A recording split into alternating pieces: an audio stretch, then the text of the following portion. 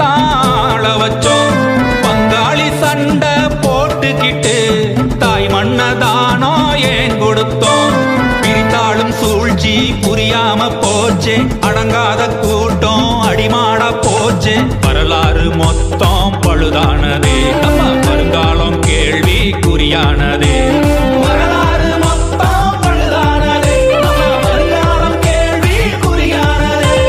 வந்தாரை எல்லாம் வாழ வச்சோம், வந்தேறிய தாழ வச்சோம். பங்காளி சண்டை போட்டுக்கிட்டு தாய் மண்ணதா